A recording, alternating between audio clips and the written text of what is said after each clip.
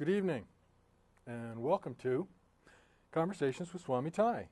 I'll be your host this evening. My name is Jeff Land. Namaste, Swami. Namaste. Namaste, gentle viewers.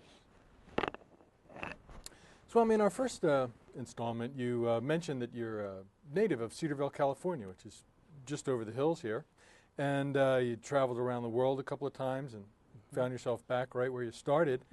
And now, every 2 weeks or so, you make a loop sort of here to Ashland to lead a meditation group, and then back to Klamath Falls to lead one there and back.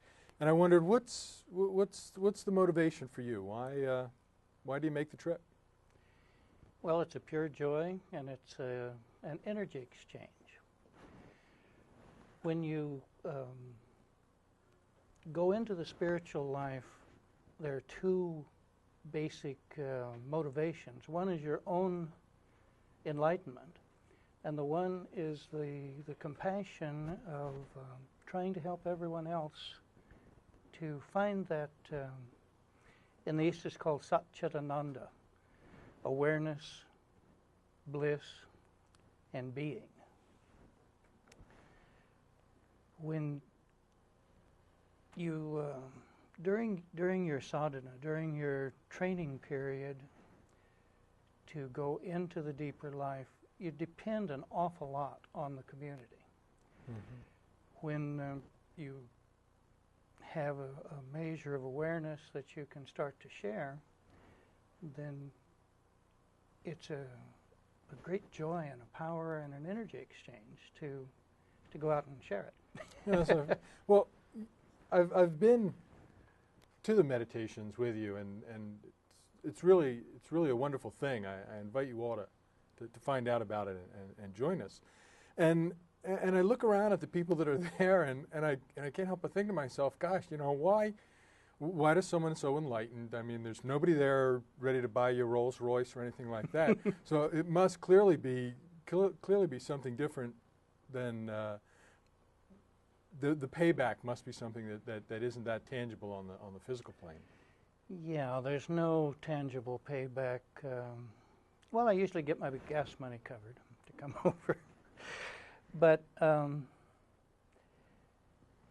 Advaita Yoga is what I was trained in. Advaita means no division. The other section of yoga is Dvaita, or dualism. In Advaita, there's only one. Only one God, only one being, only one reality. Everything else is more or less illusory. So the more you can live in that space of oneness, of unity, the more bliss you get. Also, it's a lot of fun to just talk and laugh and experience the inner life without being so serious as we tend to be. Right. I know that laughter is a really key component of the sessions, the meditation groups. It's not anything forced where you're hit with a stick until you laugh or anything like that. But it's a thought. But well, the saying that we have there is that if it's not fun, you're just not doing it right. Yeah. And that sense of unity with the fun, I guess, is something that's very key.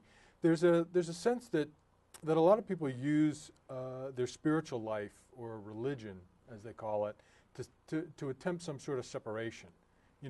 Well, I can't put my kids in that school because it's not a Christian school, or I can't do this because they don't wash their feet on Tuesday or something like that. Right. And I was wondering if you could tell us a little bit about, why people might look to do that, separate themselves through their spirituality. I have no idea. Well, that's easy. Spirituality to me is that seeking for unity, the compassionate Buddha, just understanding that we're all in this together, whatever it is. Religion tends to make divisions. I'm better than you are because my religion says so. I don't believe that at all. And it's not been my experience. I've practiced the Hindu religion, the Christian religion, the Buddhist religion, certain Celtic pagan ways, the Hawaiian way, several different Native American ways. And I continue to practice all those things. I do enjoy religious practice. But the essence of my being, the essence of my teaching is unity always. I see the same energies in all the different religions. The only thing that upsets me about religion is that they say my way or the highway, kind of. If you don't, I wish I could remember the.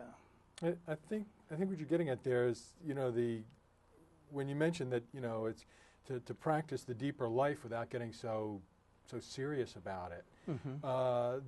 There's a quest for purity, where people say, if your faith isn't pure, you're corrupted, and you're not fit in some way, and as a result, you're ostracized from the group. And so it is, either you must practice pure faith as we perceive it, Mm-hmm. or there are sanctions. Right. Yeah, there are groups that actually shun members who fail to toe the line.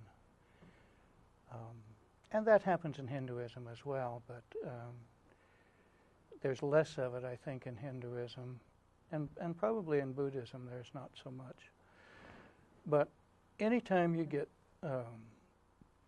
people who are sure that they have the right way, they're probably right. They have the right way for them, but they're probably not right if they think they have the right way for everybody. We're all going to get there sooner or later, is the basic teaching of Advaita. I think Clint Eastwood said it, we all got it coming, kid. Exactly. Yeah, there's no way of avoiding the final absorption into that. You can personalize it and call it God. You can depersonalize it and call it nature. But there is a basic underlying reality.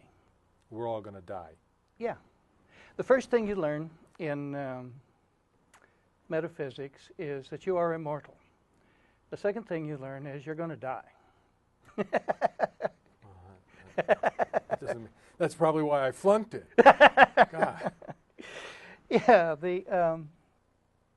the real essence of you has not changed ever. It cannot change. Everything about you that had a beginning, however, will also have an end. So your body is going to eventually fall off, as is your emotional nature, your mind, and even your soul. But the basic essential spirit can't. It's a part of God, nature, reality, whatever tag you want to put on it. None of the tags are adequate.